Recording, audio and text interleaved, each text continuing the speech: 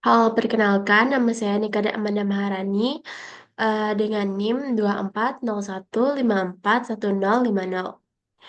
Kali ini saya akan menjelaskan kasus tentang revolusi komunikasi digital, bagaimana TikTok mengubah lanskap media sosial dan interaksi global. Perkembangan teknologi di era globalisasi telah membawa dampak signifikan terhadap berbagai aspek kehidupan, terutama dalam bidang komunikasi. Salah satu fenomena yang paling mencolok adalah hadirnya platform media sosial seperti TikTok yang tidak hanya mengubah cara orang berinteraksi, tetapi juga mengaruhi budaya, pola pikir, dan bahkan ekonomi. Agensi masalah pada kasus ini ada dampak pada pola komunikasi, penyebaran informasi yang cepat, globalisasi budaya dan tantangan identitas, pengaruh terhadap kesehatan mental, dan perubahan dalam strategi pemasaran. Penyebaran informasi yang cepat, contohnya pada pandemi COVID-19 dan hoax vaksin di TikTok. Selama pandemi COVID-19, TikTok menjadi salah satu platform yang digunakan untuk menyebarkan hoax terkait vaksinasi. Banyak video yang memuat informasi palsu atau teori konspirasi mengenai vaksin yang cepat viral, seperti klaim bahwa vaksin dapat mengubah DNA atau penyebaran efek samping yang parah. Karena sifat viral TikTok, hoax ini dengan cepat menyebar ke berbagai kalangan. Bahkan, meskipun ada upaya moderasi dari platform, kasus ini menyoroti bagaimana TikTok dapat menjadi saluran penyebaran informasi yang tidak terkontrol, yang dapat membahayakan kesehatan masyarakat. Selanjutnya ada globalisasi budaya. TikTok dengan jangkauan globalnya mempercepat globalisasi budaya, di mana tren dari satu negara bisa langsung diadopsi dan dimodifikasi oleh pengguna di seluruh dunia.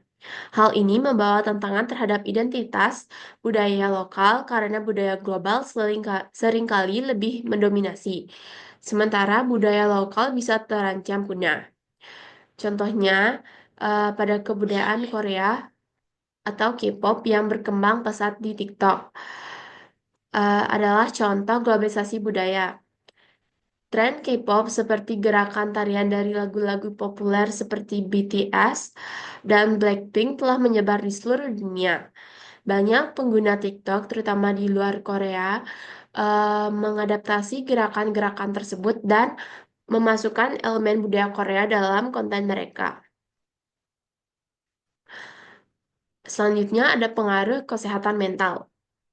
TikTok memiliki pengaruh besar terhadap generasi muda, terutama dalam membentuk persepsi diri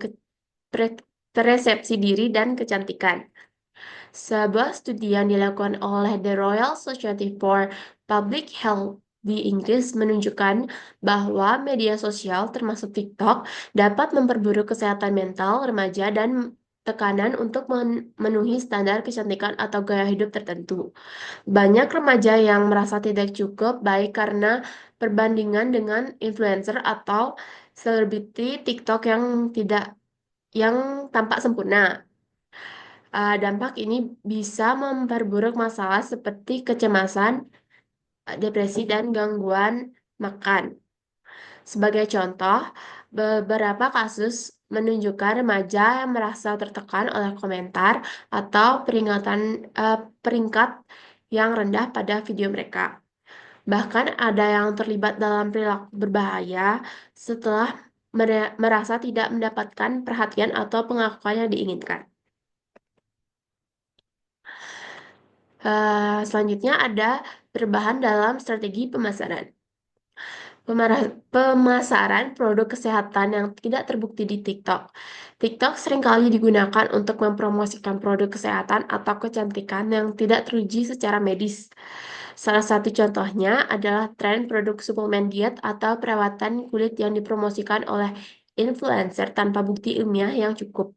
Misalnya, produk yang menjanjikan penurunan berat badan secara cepat atau Kecantikan instan tanpa dasar penelitian yang valid seringkali dipromosikan oleh influencer yang memiliki jutaan pengikut. Tanpa adanya peringatan tentang resiko atau efek samping dari hal ini dapat menipu pengguna, terutama remaja dan orang yang mudah terpengaruh oleh pengaruh selebritas media sosial dan berpotensi merugikan kesehatan mereka. Selanjutnya, ini adalah solusi permasalahan terhadap kasus tersebut. Yang pertama, itu peningkatan pengawasan terhadap algoritma. TikTok dan platform sejenisnya dapat meningkatkan transparansi dalam cara kerja algoritma mereka. Seperti menyediakan informasi yang jelas kepada pengguna tentang bagaimana algoritma memilih konten dan memberi mereka kontrol lebih besar dalam menentukan preferensi mereka dapat membantu mengurangi penyebaran informasi yang tidak sehat atau berisiko. Yang kedua, fokus pada konten edukasi dan yang positif.